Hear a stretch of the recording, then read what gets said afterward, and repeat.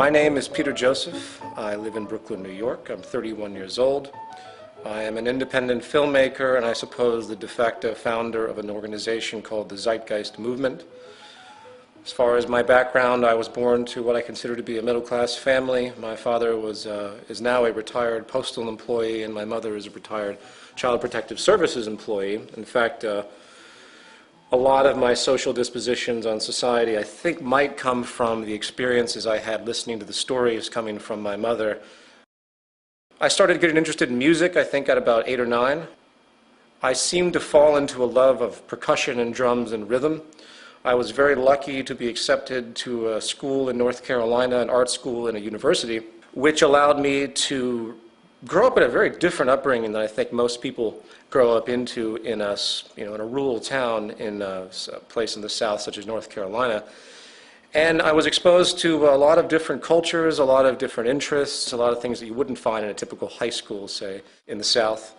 I was exposed to a large variety of people, and artistic and creative people specifically, which I think imprinted on me, so to speak, and I continue those trends today. Music and percussion are coupled straight into my identity.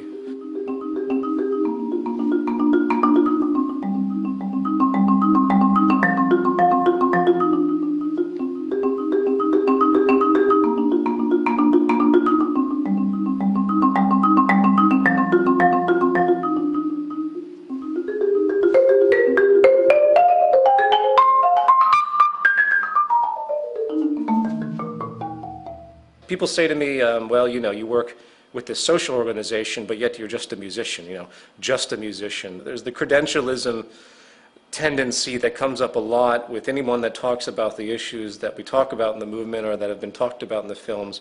And we can talk about that a little bit later as well.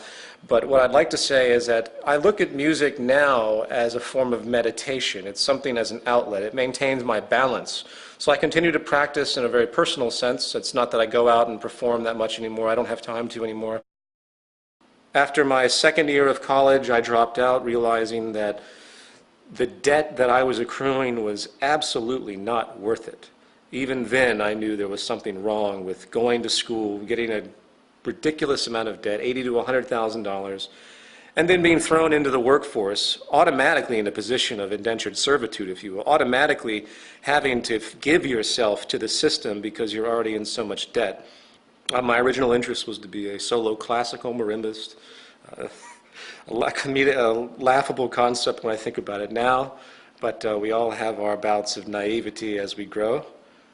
Once music became difficult for me to pursue as a career choice, I started to get into video and editing, and I got a job in New York and many jobs in New York doing various freelance video editing, shooting, whatever related to video work, film work.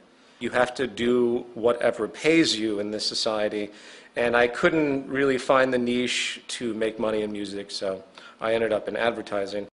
I always had a problem with people telling me what to do in the labor force, and I did not like advertising, obviously. I did not like the nonsensical manipulation of people's perceptions so corporations can sell their crap. So I began to pursue work in the financial arena. I began to do day trading, which pattern trading. I was moderately successful. I never had a big capital base, which you really do have to have. But I pulled some change out of the market, and I continued to do it on and off for many, many years. I don't do it anymore because I despise the market system. The way I justified this was it was the only job I could come up with that didn't have a boss or a client, so it represented freedom to me. Granted, trading the stock market has absolutely no social relevance. It contributes nothing to society. You could blow up Wall Street tomorrow and it wouldn't make a damn difference to anything in regard to the natural order of affairs on this planet. So at that stage in my life, I just wanted a way out. I wanted to not have to deal with being a slave to the corporate system anymore. So anyway, that's when I started first investigating economics. And I'm sure you have other questions about that, so I'll stop there. Zeitgeist began as a public performance, an attempt at a vaudevillian concept. What I did was I set up 2 screens, and I had a huge percussion set up in the middle, where I performed, with the videos that were on the two screens. Some of the equipment you see here was used. I've actually sold off most of my equipment, but regardless, I think I have some photographs I can give you. There's only a few that actually were captured, believe it or not, of the original event. I wish I had documented the original event because people keep asking me about it. But nevertheless, it started off as a creative work, a variation on the early vaudevillian concept, film and live music, live performance. And once it was over, you know, it was a free event. I did it for 6 nights, I believe. And people came. I advertised it like crazy. I spent thousands and thousands of dollars. I did it mainly because I had been stuck in the corporate reality, and I just wanted to do something for myself to make myself feel better about a world that's going to shit, essentially. A world that's being dominated by finance. A world that's sick and distorted through religious processes, financial oligarchs. It was just an expression. It was, in fact, a very angry but solemn expression. I never expected it to turn out to be what it was at all. After it was over, I just found myself in a little bit more debt. And I took the work, which, by the way, I had no clearance for. I didn't clear any of the aspects with it. But since the internet is what it is, tossed it up online to see what would happen. Maybe some people would like it.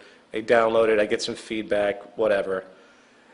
What happened completely blew my mind. I posted it on one website, and from there a chain reaction occurred, and it's pretty much all history from that point on. I couldn't even tell you how it unfolded. All I know is that I got wind of the fact that it was getting a tremendous amount of hits and talked about a lot, so I built a website for it, zeitgeistmovie.com, and I just had it up there for free. Then I realized that people wanted it on DVD. I'm like, okay, well, I guess I should try to do that. So I was forced into a very difficult position of getting clearance from all the participants involved, which was very difficult, by the way, because everyone saw dollar signs because it's an internet film that's getting millions of views. So I had to pay out a lot of money to a set number of people to get it going. But there were also people that were just happy to see this information get out there and didn't have any problems with me doing what I call a non-commercial distribution, a $5 DVD for it to be released in some capacity. From there, I got an email from an organization called the Artivist Film Festival, and to my amazement, they wanted to show the film in their festival, which was a packed audience, sold-out audience. At this stage, it was still utterly bewildering to me. This was the same organization, of course, that showed Zeitgeist Addendum the next year. A world where media is often used to keep us a little dumbed down more than anything else, as far as my opinion is concerned.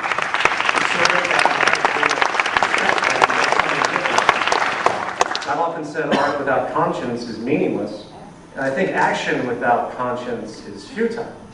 So I think it's so great to have a festival that represents these types of ideas. As far as the film itself, I guess all I can really say is that the whole point of the film is for people to start looking at the very fundamental root causes of all of these problems that we see in society. So that's a general rundown of what happened. The Zeitgeist movement was a very difficult decision for me. I could have just made Zeitgeist Addendum like other socially conscious filmmakers do, in the sense that I could have just said, oh, well, here's a bunch of stuff, here's a bunch of problems, hey, here's some possible solutions, take what you will with it, and just roll with it and see what happens. I really was on the fence about putting, at the very end, join the movement, www.thezeitgeistmovement.com. And 6, join the movement. Go to thezeitgeistmovement.com and help us create the largest mass movement for social change the world has ever seen. I knew that the moment that it became something more than just a film phenomenon, that my life would likely change dramatically, which it has.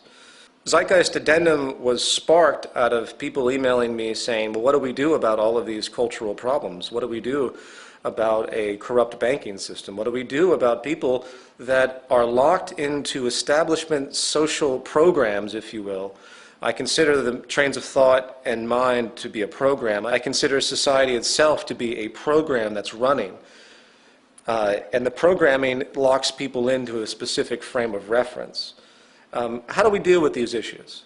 How do we do? What do we do? And Zeitgeist Addendum was an attempt at answering that question. After Zeitgeist 1 was released, it got into the hands of Jacques and Roxanne, and after reading Jacques' book, which they sent me, I realized that this was really important information. I realized that even I was backwards on a lot of issues that needed to be corrected. And in order to get society in line, we have to think about the fundamental problems. This was something that I was attempting to do in part. I had a notion of, but it wasn't until I met Jacques Fresco that the lens became focused. It was like all these things that I sort of had an inkling of.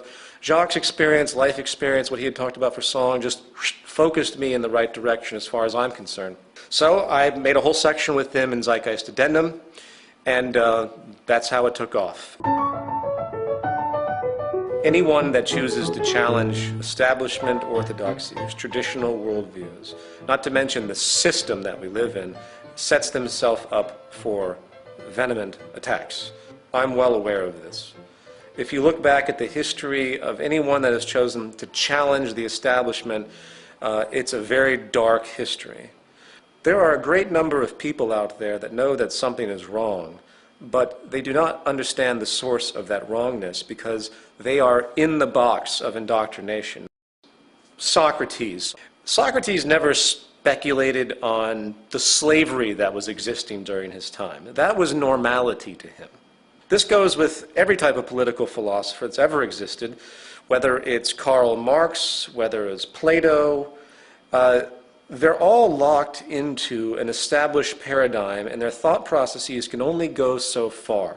And this includes probably myself. People are locked into a box. They see the box around them. They see the leaks and the holes and the cracks, and they go up to the cracks and they try to fix them. They try to patch the holes. But they don't stop to think that maybe there's something wrong with the box itself. Maybe the integrity of the box that they exist in is inherently invalid. It's inherently void. The economic system that we live in is a parasitic paradigm that is only going to lead to self-destruction. But people don't see that. So if you attack the economic system for what it actually is, everyone's feathers go up. Everyone says, well, wait a minute, this is the world we all live. We live in a profit-based, labor-for-income world, cyclical consumption. This is what we're used to. We understand we have division of classes. You know, they throw in human nature. They throw in everything that will try to make it seem like it's a part of the natural order of reality when it in fact is not. If I was to summarize the attacks that typically happen towards myself and the people I work with, the first one would be credentialism. Credentialism is an annotation for the priesthood of those in the know. Now, bear in mind, this is a gradient of relevance. Obviously, I'm not going to go to a doctor, if I can help it, that has absolutely no credentials in the surgery that I might need performed. They require instruction and experience to do so. But when it comes to the other side of the spectrum, when it comes to the simple analysis of information, when it comes to the analysis of history, when it comes to economics, because it is a contrived system, it has no basis in anything else in general operation. It's not based on laws of physics. It's not based on any aspect of scientific law that has any relationship to planetary operation. Then suddenly it becomes very relevant to speculate as to what these things actually mean to society. It's a double-edged sword when you get a master's, bachelor's, PhD in a particular medium, because think about what you're actually doing. You're going through a curriculum that's been completely established for you by the institutions that have existed prior. When it comes to social things that have a great deal of subjective variance, you lose objectivity in that sense, because you're literally indoctrinated into the beliefs that are presented. To get a degree in economics, which is probably the most wasteful thing you could possibly do, is to be completely indoctrinated into the idea that what you're studying is actually a science and actually has some type of relevance to anything. So when I get emails from PhDs in economics that try to debunk the aspects that we talk about, it becomes quite clear to me that the reason they have such an objection is really an emotional one. It isn't an objective aspect. They have culminated an identity to themselves because of their belief system, and for me to take that away from them, to debunk their ideas about economics, is to take away their identity. It's easy to point out that some of the greatest minds that have contributed some of the most powerful inventions to our world have come from non-establishment institutions, have worked on their own. They've done their own study. They've guided their own direction of information. They didn't just sit in a classroom and take in the rote information, do the step-by-step processes as oriented by the establishment, and then grab their diploma and degree, and hey, now I'm an expert in a given field. The most tremendous minds, the most tremendous contributions comes from those that are outside of the box. I don't even need to give examples of that to make that known. So, back to my point, when it comes to social theory, if you will, credentialism I give zero weight to. Academia is a detriment to advancing social progress. Another form of attack simply comes from the cultural nuance, comes from the social programming, what we call the self-appointed guardians of the status quo. People that are suffering in the system just like anyone else, but their social identification is so powerful, they are so locked into the box, that they find it infuriating to think that what they're living is actually wrong, paradoxically. I get this all the time from people. The self-appointed guardians of the status quo are birthed in religion, birthed in economics, birthed in the illusion of democracy that we see today across the world, birthed in the various isms that are entirely pointless: capitalism, communism, fascism, socialism. You have the priesthood of the monetary system, the capitalists, if you will. You can give it that rhetoric. I don't use that word. It's meaningless. The monetaryism is the word I use. The pretense for acquisition of money is based on differential advantage, which is based on dishonesty, period. Then you have the priesthood of religious concepts, religious identification, and the idea that somehow we know everything already, and there's a God, and he's looking down on us, controlling everything. I won't even go into the paradoxes that come from that extremely narrow notion. So in other words, the biggest crutch to the evolution of human thought is breaking your own indoctrination. It's very, very difficult to overcome emotional elements that have become so ingrained in you that you have an immediate reaction, an immediate suffering and pain when anything interferes with that. And it's a very, very complex problem. But I'll say it again. We have to learn how to we have to learn how to identify and break our own indoctrination if we expect to move forward at all as a civilization. My name was put forward because I wanted to protect my friends and family from the association. People say to me, well, you should come out with everything. If you're going to talk about any of this stuff, then you've got to be prepared to deal with all of this and that you set up for yourself. I had an email that said that to me, criticizing me for not releasing my last name. And I thought to myself, you know what they're actually saying, anyone who actually says that is actually saying that Martin Luther King deserved to die, or that Gandhi deserved to die for making themselves known. I've gotten many death threats from the religious community. We live in a very fucked up, sick culture. We really do. The society is mentally ill. To be normal is to be messed up in this culture.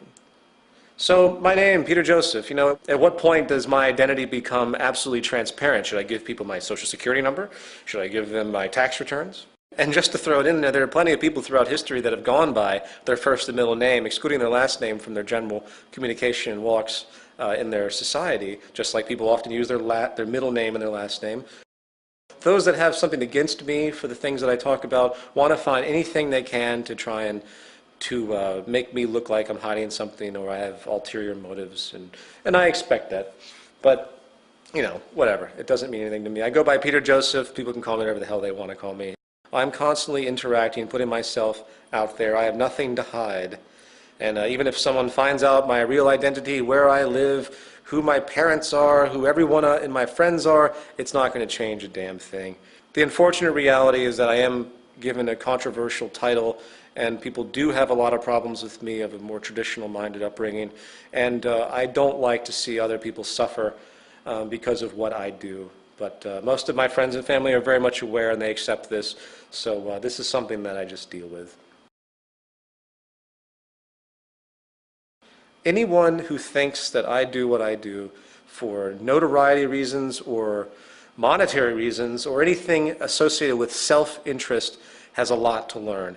First of all, I operate the movement site and the movement itself on a deficit. I do pay people to run and program things. I have a lot of volunteers, which I'm extremely indebted to, but to get things done quickly, very often I have to get people that work in the industries to do things. I sell a t-shirt to do that.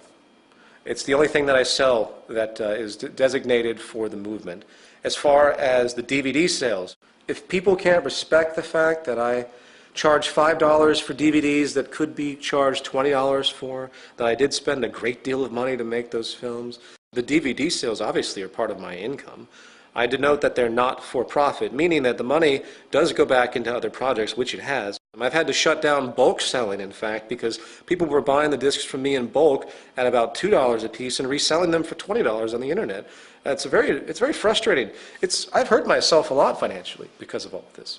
The double standard is quite fascinating to me. You have all these social organizations that take in millions of dollars of money for donations. They sell tons of crap.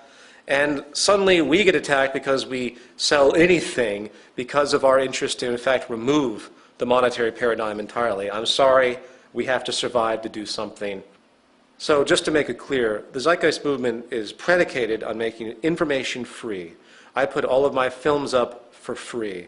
I allow downloads of them for free. Anyone wants to help me out by buying a $5 DVD I could charge $20 for easily commercially, that helps, but I don't push it.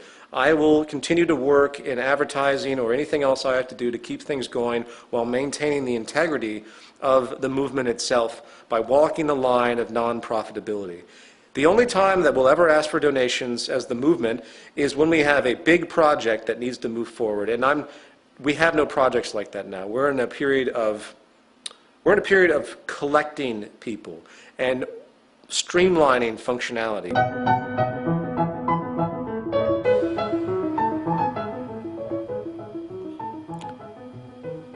If you read economics, they present it as though it's a science.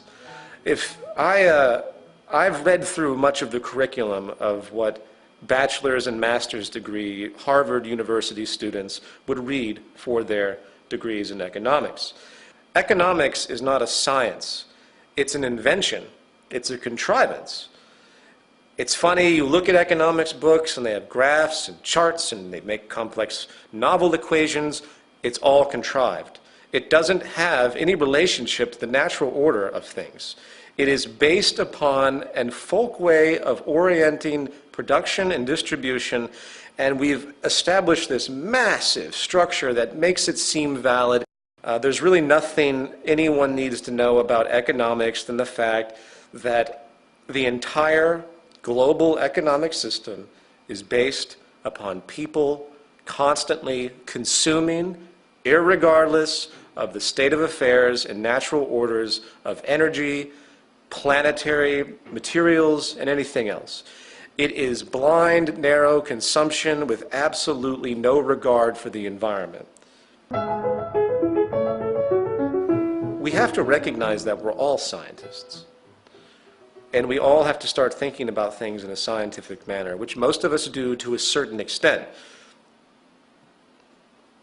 Even the most religiously minded individuals use science all the time when they evaluate buying a car, when they evaluate their general life. They use these things constantly. We all do. We're all scientists. That is the discovery, the epiphany that needs to come out. Science is not a cold, heartless thing. It is what has given us everything that comprises our well-being. Now, you can argue philosophy. As far as I'm concerned, any form of philosophy, any form of notions of morality are absolutely meaningless unless they are sprouted from the natural world using what I would consider to be analysis known as the scientific method. I am nothing but bored to tears by philosophical dispositions and verbal hobbies that do absolutely nothing. Religion is a verbal hobby.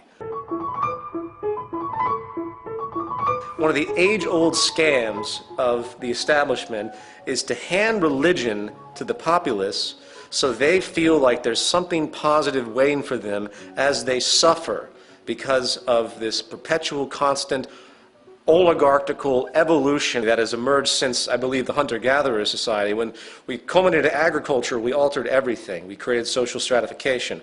We began to control the environment. Before the Neolithic Revolution, it's been well documented by anthropologists that there was a natural balance to the planet. Population was in balance because we could only do what the earth provided for us naturally. Once we started to control the planet through agriculture, and now through many different means, we began to create disimbalance. We began to create uneven supplies. We began to generate scarcity deliberately for the sake of self-preservation and profit. So as society became more and more imbalanced, as the concept of property emerged, as the great pirates started to travel the oceans, bringing back goods to different continents, to different kingdoms, creating power structures of resources, certain tools were used to control humanity, to keep those that were not deserving the right of life or deserving the fruits.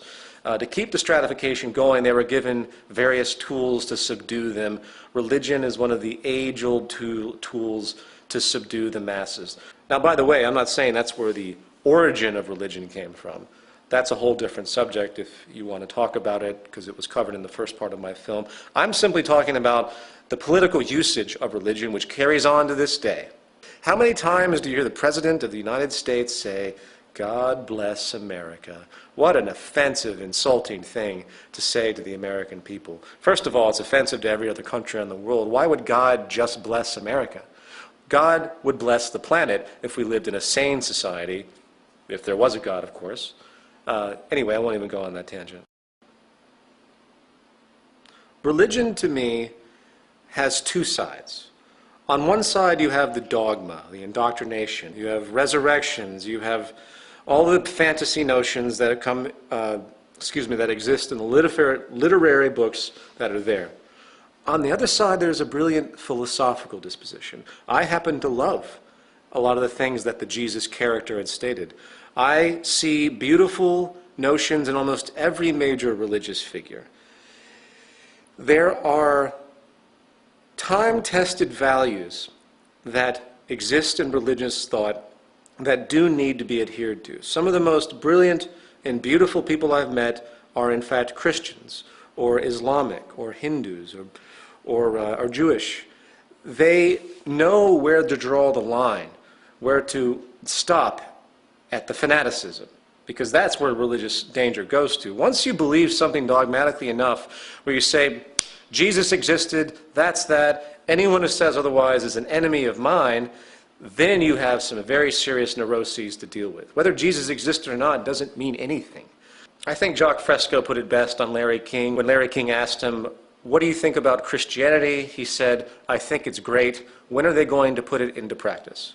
So my religious disposition is that I wish that those that have religious inclinations would really dig deep into their beliefs and ask themselves, what is it about their religion that they actually use? What is it about the reciprocation notions that you can find in all religions that you see actually materialize in most people's behavior?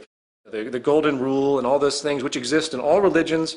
I think we have a list in our PDF for the Zeitgeist Movement Orientation Guide.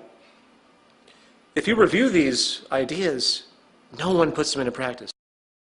In the end, my disposition on religion is very, very simple. It's nothing but a bunch of stories. They're allegories that have meaning. They get distorted through interpretations because that's the nature of semantics. But I don't want to rule out religion. I don't think religion should be outlawed or anything like that. I think it should be understood for what it is. The problem with humanity is we're ripped apart. There are far too many ideologies out there that have no basis on anything tangible. I want to make this very, very clear.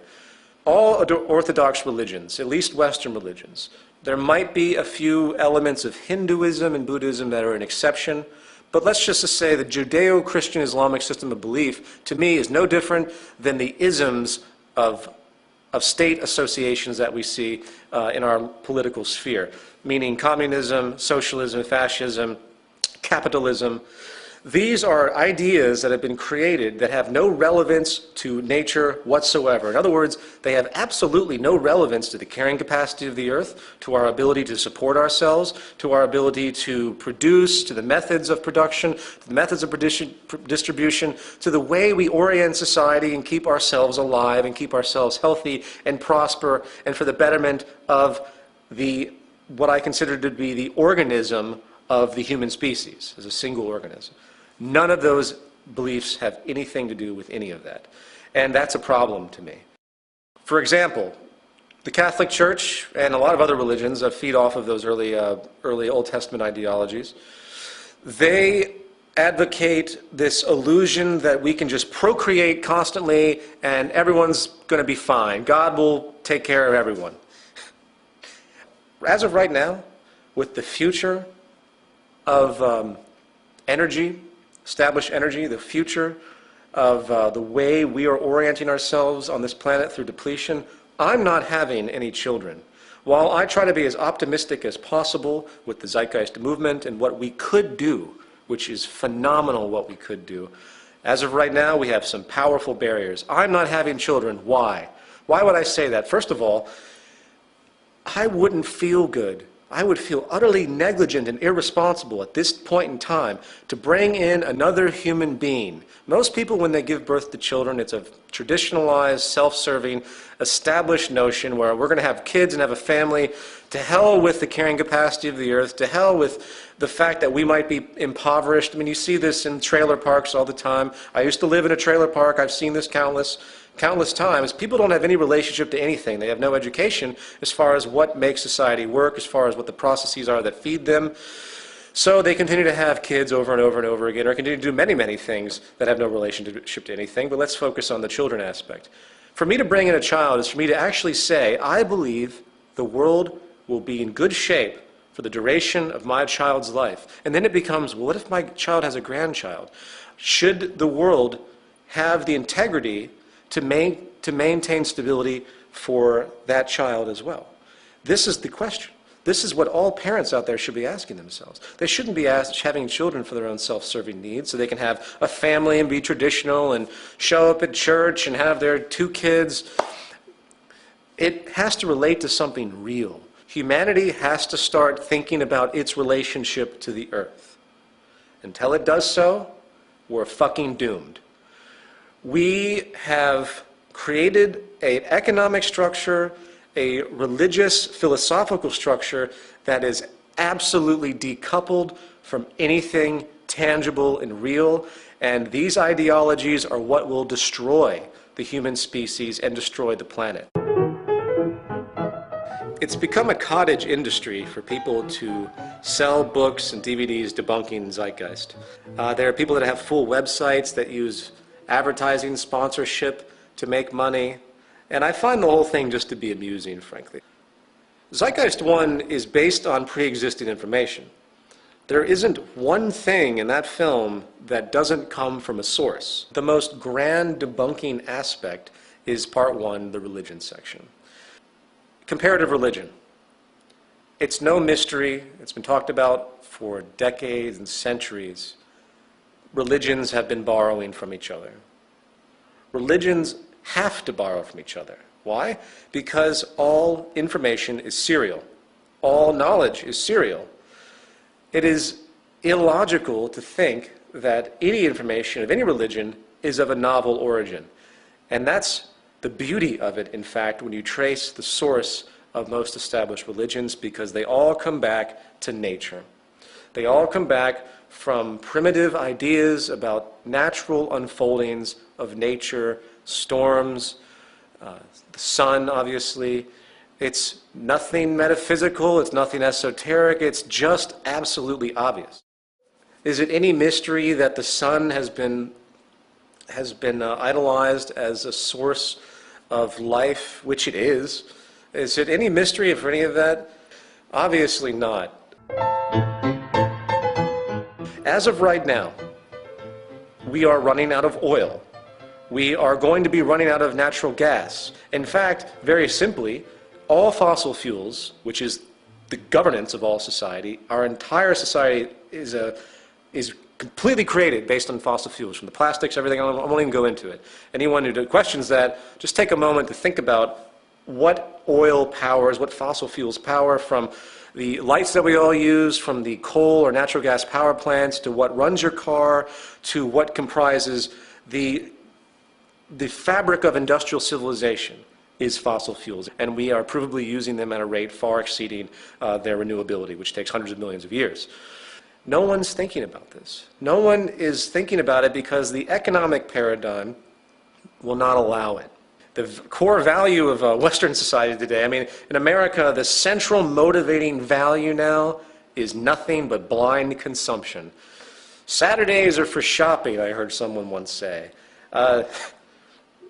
You know, there's a reason why I used Times Square in Zeitgeist addendum as the noise. If you remember, there's all the noise on the screens, because Times Square is the epitome of absolute waste, of the most disgusting angles of humanity, materialistic noise.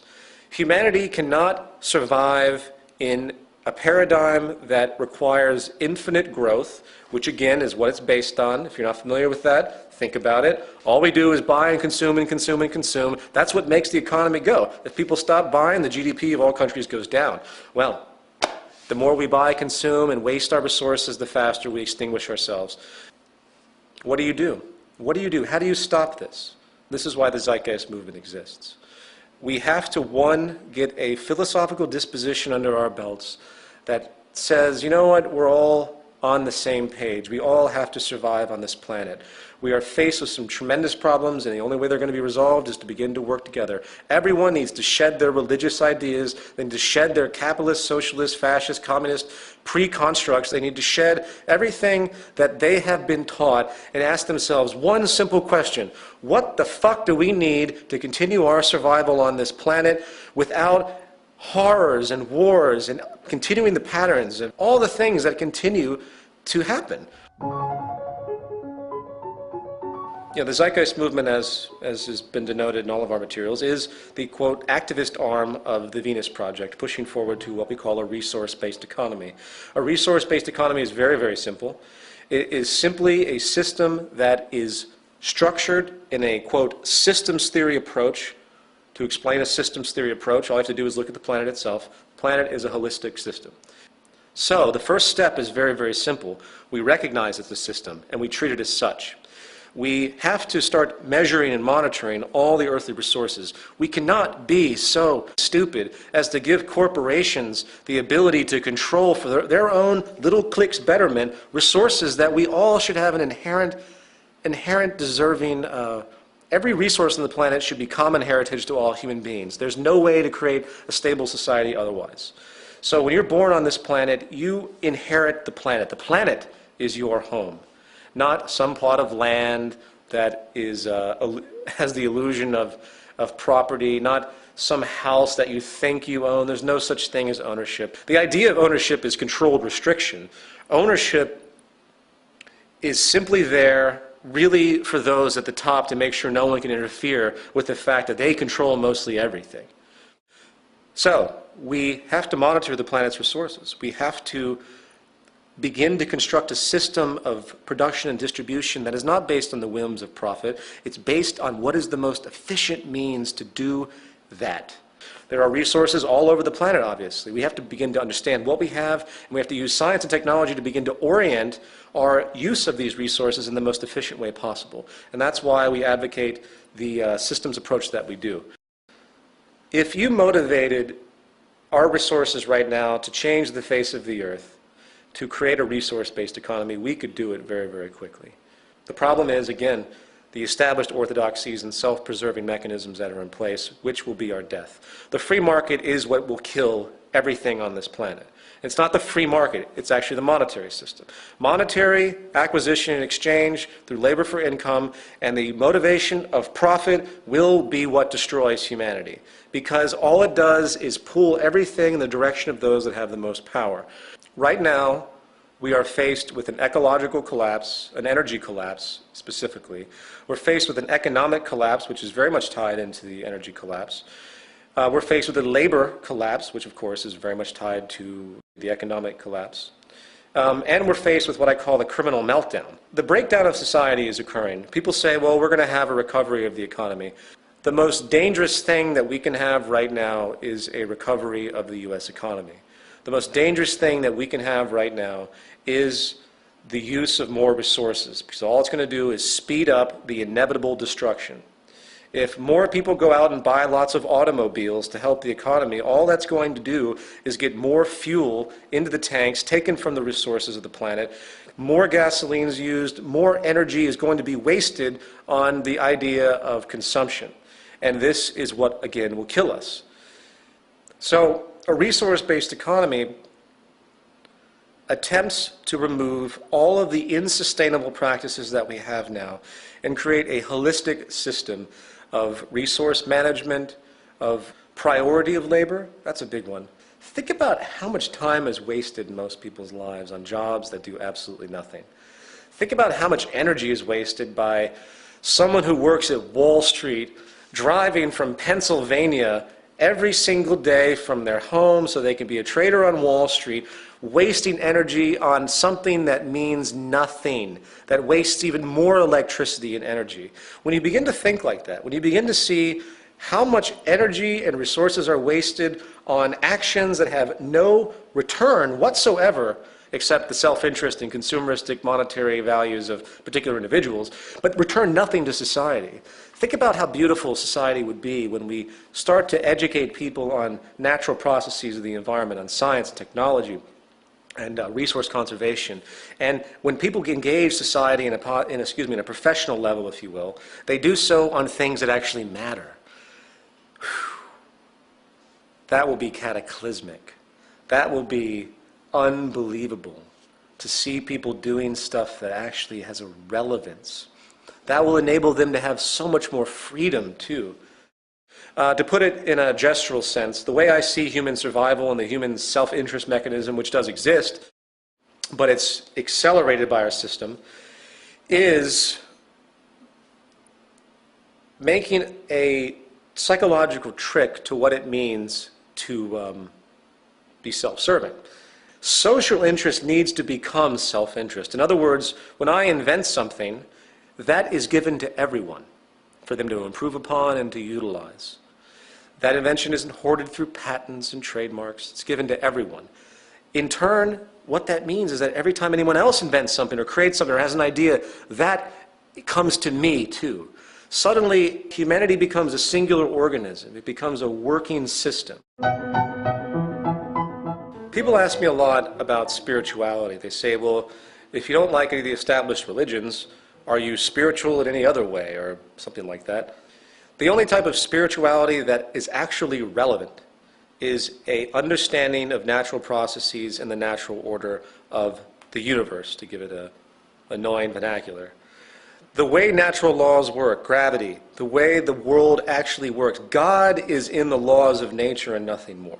I believe that a true spiritual awakening will be when people start to realize that they have to begin to work together, they have to share their resources, they have to begin to understand that they live off of this planet, that they get their light from the sun, that there are energy sources that are natural and abundant, that can be made available to all, that we share everything and we work together, because that's what the system demands. The earth demands this. The species demands this for our survival.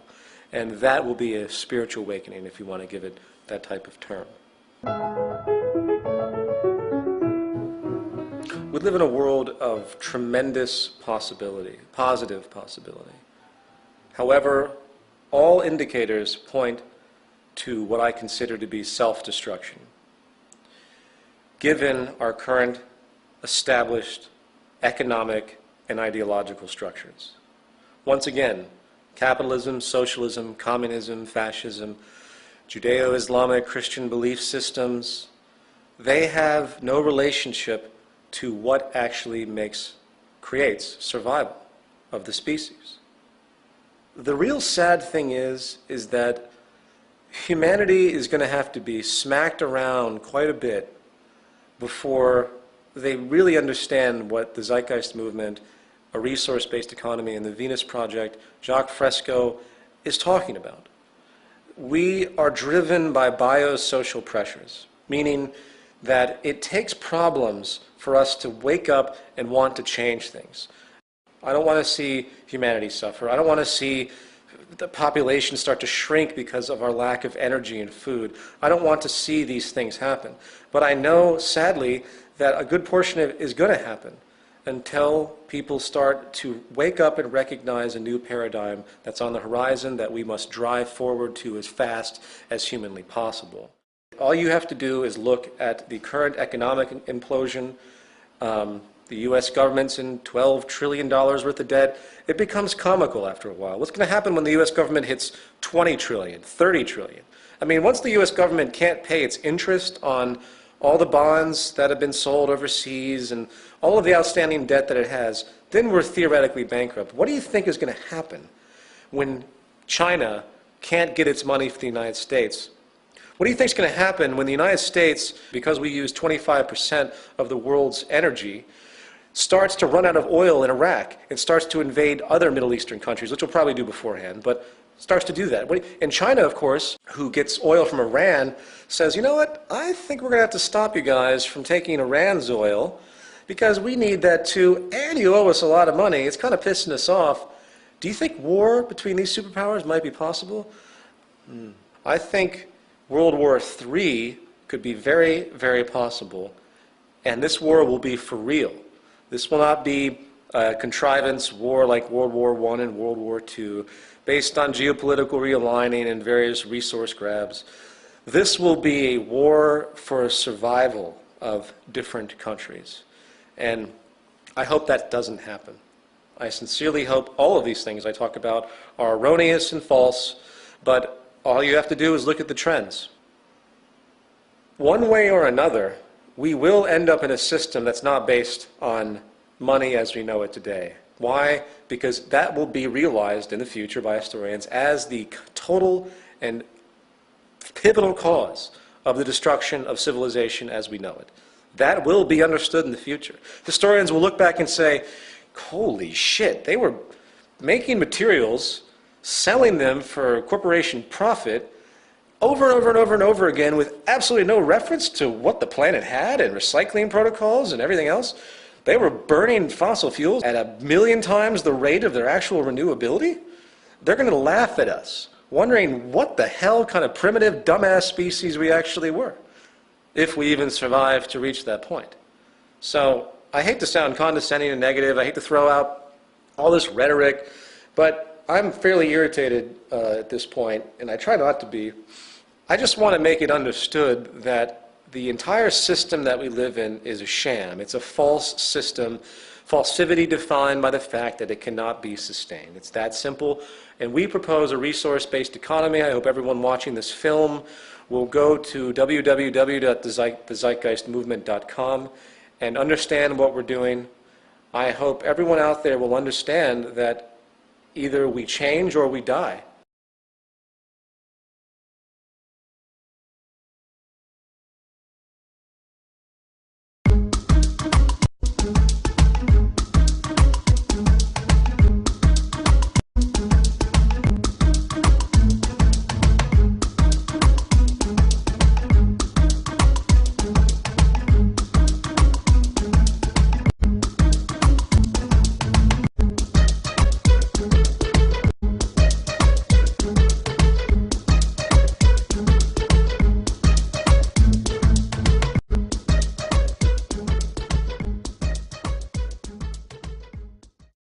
About it now, but we all have our bouts of naivety as we grow.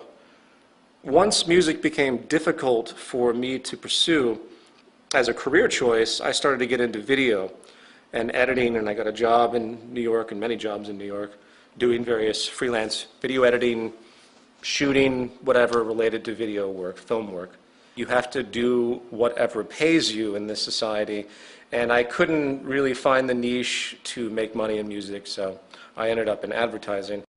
I always had a problem with people telling me what to do in the labor force, and I did not like advertising, obviously. I did not like the nonsensical manipulation of people's perceptions so corporations can sell their crap. So I began to pursue work in the financial arena. I began to do day trading, which pattern trading. Was moderately successful. I never had a big capital base, which you really do have to have. And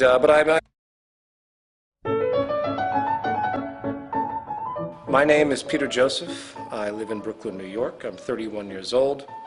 I am an independent filmmaker and I suppose the de facto founder of an organization called the Zeitgeist movement. As far as my background, I was born to what I consider to be a middle-class family. My father is now a retired postal employee, and my mother is a retired Child Protective Services employee. In fact, a lot of my social dispositions on society, I think, might come from the experiences I had listening to the stories coming from my mother. I started getting interested in music, I think, at about 8 or 9. I seemed to fall into a love of percussion and drums and rhythm. I was very lucky to be accepted to a school in North Carolina, an art school and a university, which allowed me to grow up in a very different upbringing than I think most people grow up into in a rural town in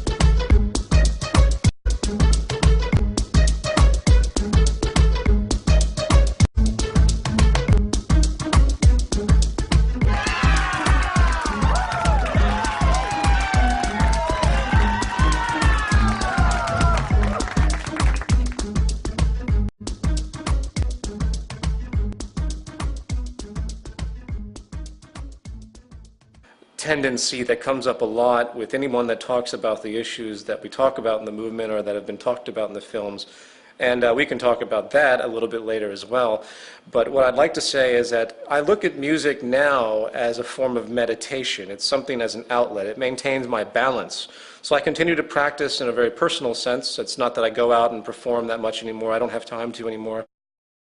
After my second year of college, I dropped out, realizing that the debt that I was accruing was absolutely not worth it. Even then, I knew there was something wrong with going to school, getting a ridiculous amount of debt, $80,000 to $100,000, and then being thrown into the workforce, automatically in a position of indentured servitude, if you will, automatically having to give yourself to the system because you're already in so much debt. My original interest was to be a solo classical marimbist. A laughable concept when I think of a place in the South such as North Carolina. And I was exposed to a lot of different cultures, a lot of different interests, a lot of things that you wouldn't find in a typical high school, say, in the South. I was exposed to a large variety of people, and artistic and creative people specifically, which I think imprinted on me, so to speak, and I continue those trends today. Music and percussion are coupled straight into my identity.